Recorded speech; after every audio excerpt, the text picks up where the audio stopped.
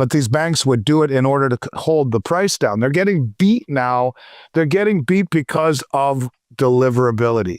That is what is different. And that is what I've been saying with you since 2020. It's different. And now it's accelerating.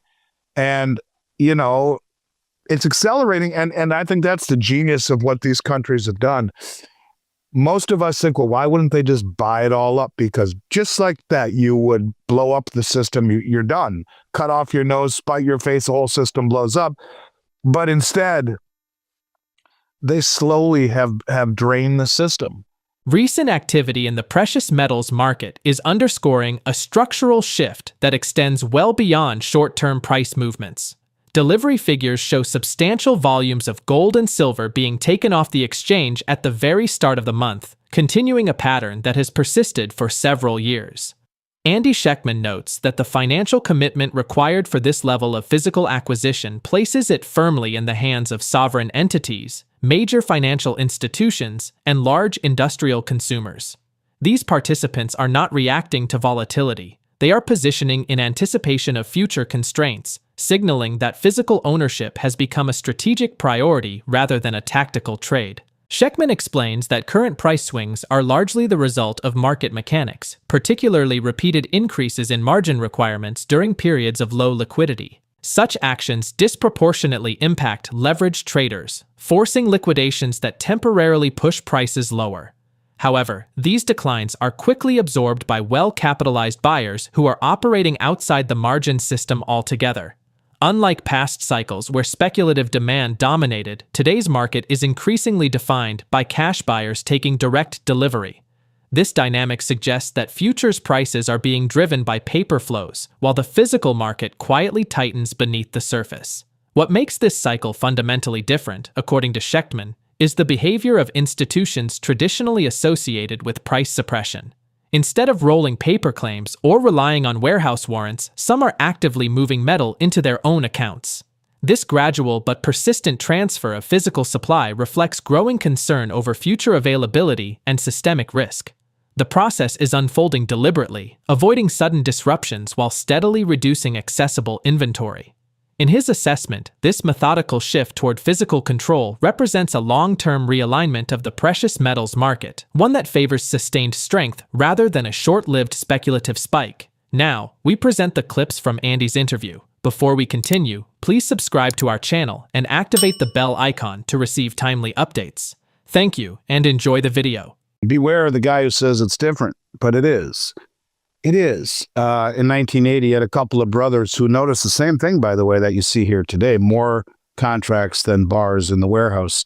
And so they bought up all the contracts and stood for delivery. 2011, again, you saw a spike up to $50 for a brief second, and then it came crashing down because the fundamentals were very different. The United States was still the destination for safe haven inflows. Gold and silver were not yet recognized as critical, like silver is now classified by the U.S. government, and gold was not being used at that point to usurp treasury issuance or treasury holdings. We hadn't weaponized the treasury market yet. We hadn't done the things that has really coalesced the BRICS in the global south.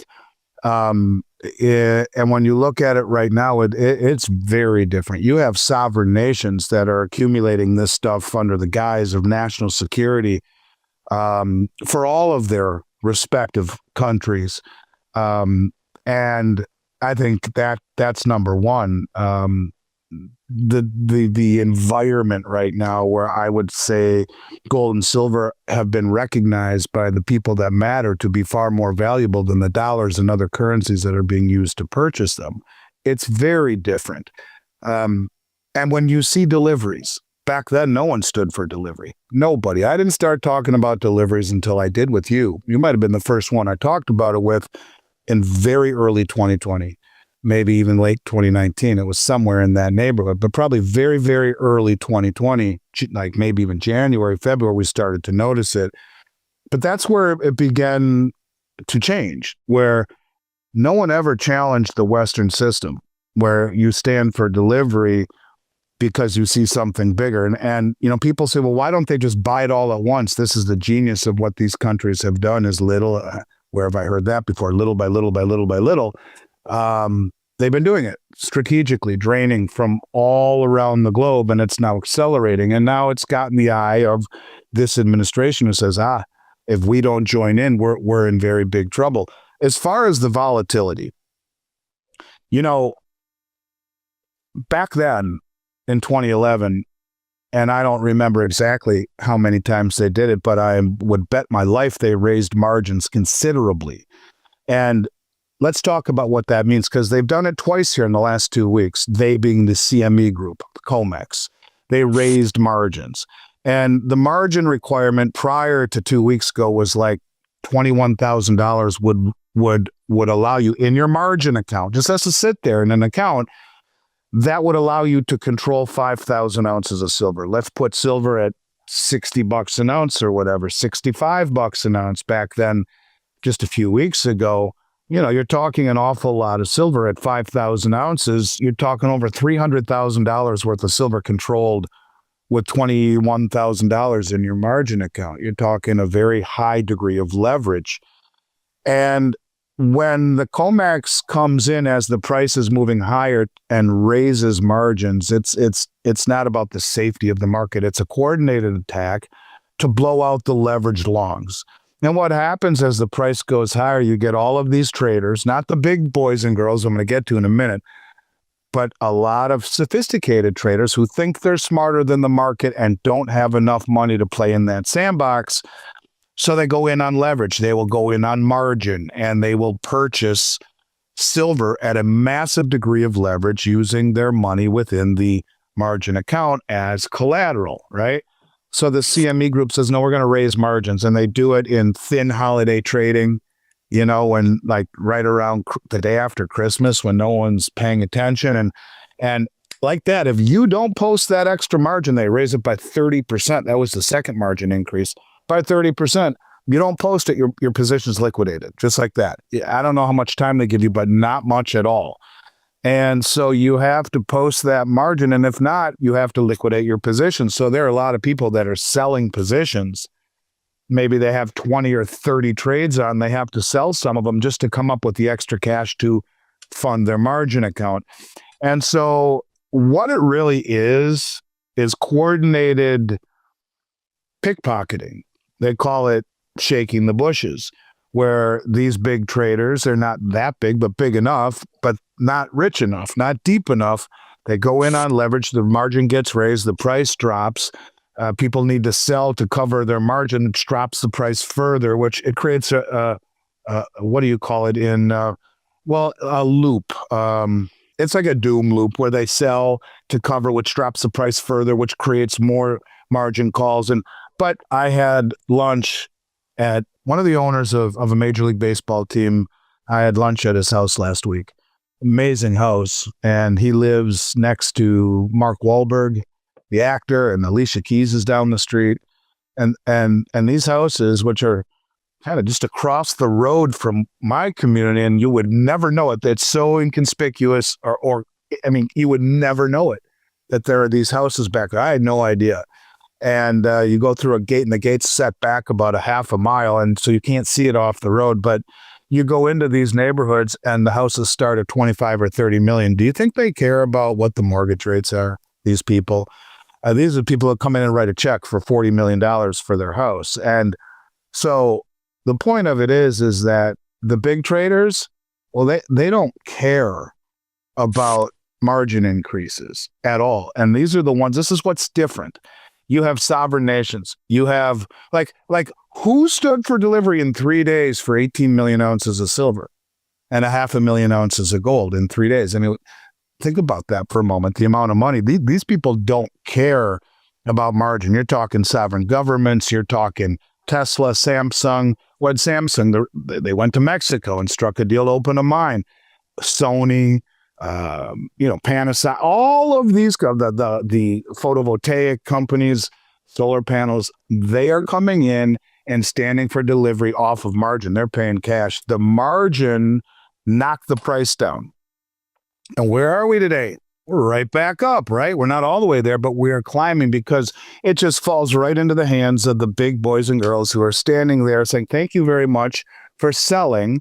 I'll take the metal. And if not, if you want to look at it from the other side that the banks are trying to cover, they just need to drop it to that price for 5 minutes so that they can get out of their shorts. They buy it back, price goes up again. So whether it be pickpocketing for cheaper metal or covering shorts by knocking it down, yeah, I mean, it's true. And then it's funny, now that the AI Asian guy you wanted to talk to me about is saying the same thing I said on your show 3 weeks ago. I swear he listens to us.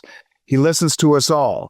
Because I know that he and the Economic Ninja kind of got into it back and forth. I know he quoted Bill Holter, and I swear he is saying things that I say too.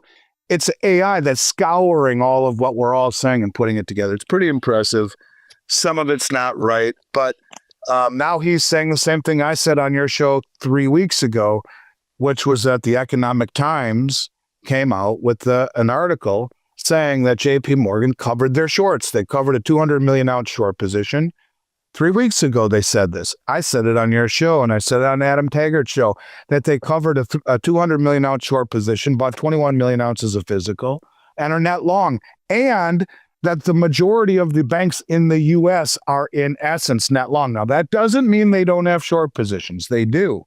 It just means that their long positions are greater than their short positions, meaning that they are, in essence, net long. And so if that's true, well, that would make the what we just saw here this week even more shocking. Let me read to you what that is. The underlying dynamics of the physical silver market are becoming increasingly stressed, with supply conditions deteriorating in ways that are not immediately visible through headline prices alone. Product flow in the secondary market has slowed to a crawl, and commonly traded forms of silver are far less accessible than they were even weeks ago. This is not the result of fading interest, but of operational pressure building inside the supply chain. Rising price volatility has made it difficult for processors to manage risk, leading many to step back from taking new material until conditions stabilize.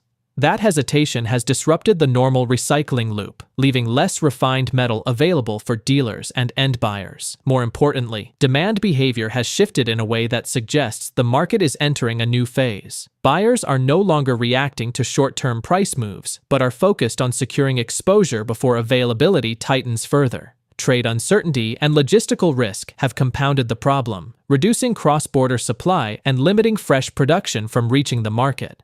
Financial measures that once suppressed enthusiasm are no longer producing the same effect, indicating that confidence in paper mechanisms is eroding. When physical markets reach this point, adjustments tend to happen abruptly rather than gradually. The current environment points toward growing dislocations between quoted prices and real-world availability, with tighter conditions likely to persist as competition for physical silver intensifies. What good does that do me? I wouldn't say that stuff and destroy my family name and everything I've worked hard to build. I've been saying this on your show now for really since Thanksgiving 2024, I think. Right. And when it all went over a year. Yeah. I've been saying it doesn't make sense. The big money is draining the COMEX. The central banks are buying, but the public is enamored with AI and crypto.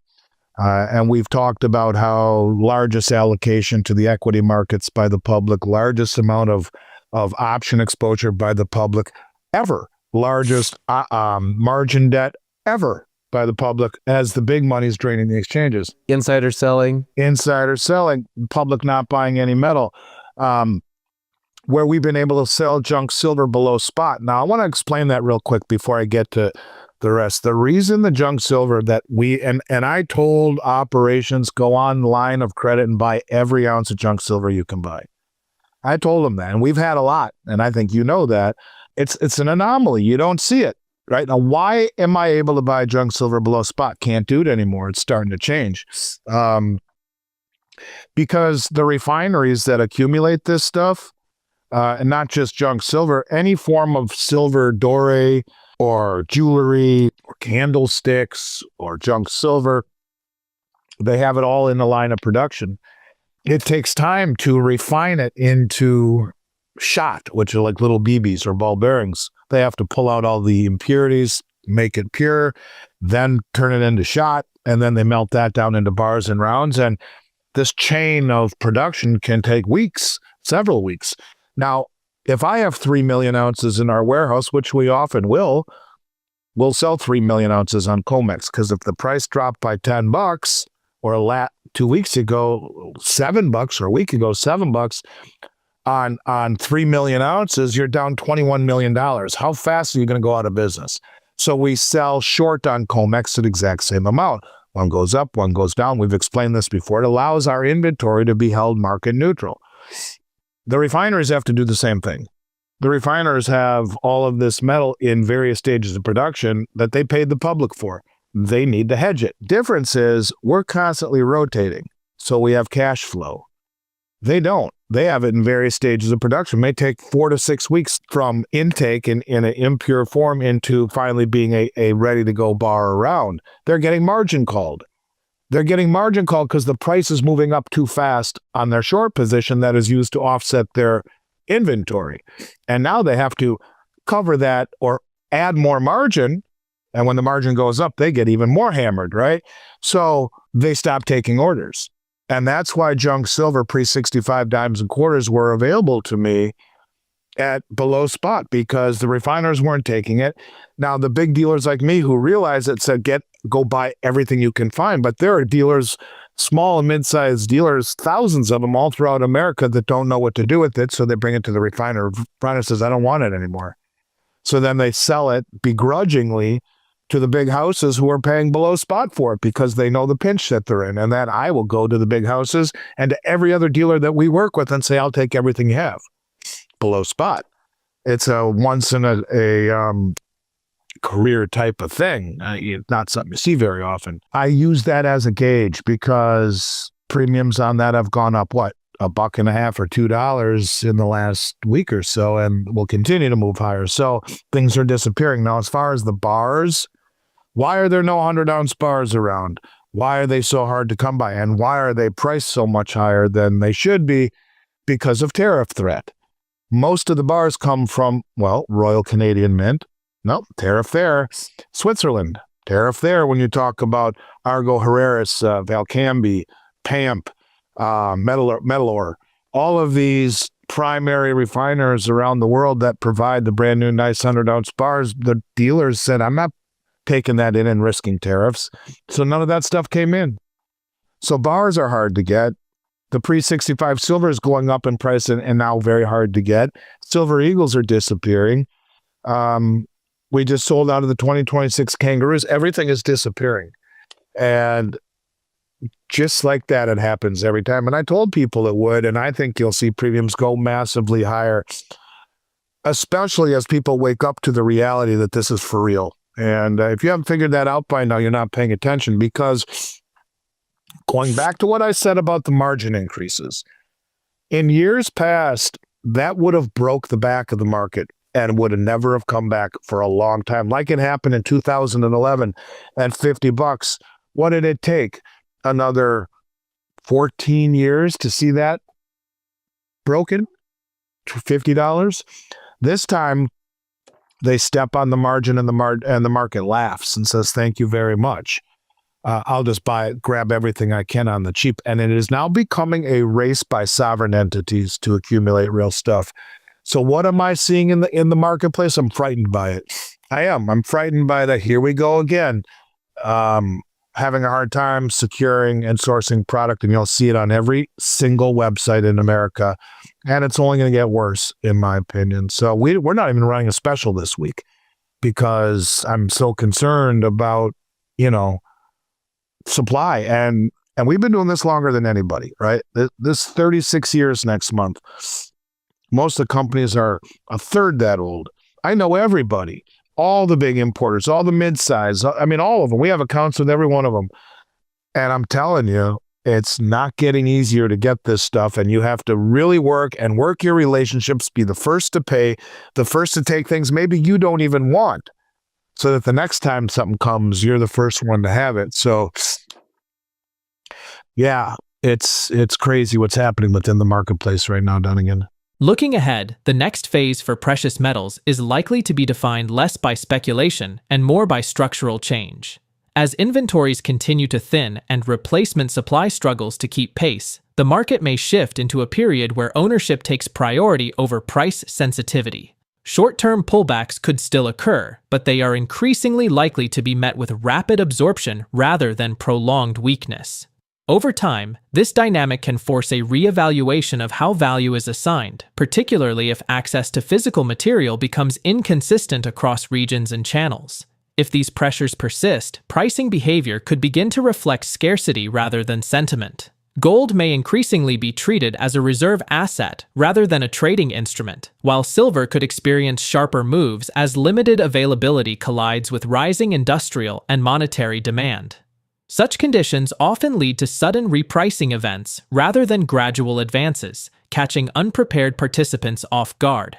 As confidence in financial intermediaries continues to be tested, the emphasis may shift decisively toward tangible assets, reshaping both market structure and investor strategy in the period ahead.